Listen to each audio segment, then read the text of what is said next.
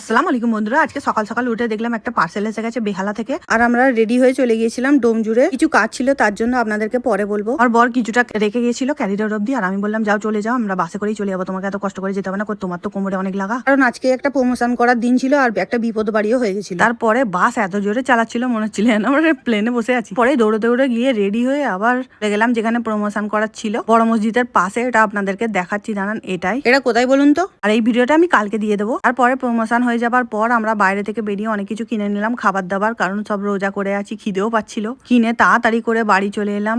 এসে এখানে ফিন্নি ফালুদা বিক্রি হচ্ছিল, এইগুলো কিনে নিলাম। তারপরে আমার ভাই এত জোরে গাড়ি চালালো কি বলবো। রাত্রিবেলা একটা প্রমোশন করা ছিল, কিন্তু আজকে আর শরীর বয় না। সেই দাদাটাও মানা করে দিয়েছিল, বললো কালকে আমার ড্রেস আরো অনেক নতুন নতুন ঢুকবে, তাই জন্য। পরে ডোমজুড়ে চলে এলাম, এসে নাস্তা খেয়ে ঘুগনি মুড়ি সব খেয়ে আরো অনেক কিছু কাজ ছিল প্রমোশন করার। বাড়িতেও ছিল, যাবার সময় পার্সেল নিচ্ছি। হ্যাঁ, এখনো একটা পার্সেল নেওয়ার আছে, ভুলে গেছি, ফোন করতে হবে এক্ষুনি। হঠাৎ মনে পড়ে গেল। আর হ্যাঁ, আবার ফিন্নি আর ফালুদা ছিল, অনেকক্ষণ পর খেলাম। আর এখন চাও খেয়েছি, সেটা আর দেখানো হয়নি। তো আপনাদের রোজার দিনটা কেমন যাচ্ছে আপনারা একটু জানাবেন। ওকে টাটা বাই। আমার তো ইনশাল্লাহ অনেক ভালো যাচ্ছে এই রমজান মাসটা। আপনাদের কেমন যাচ্ছে কমেন্টে জানাবেন। ওকে টাটা।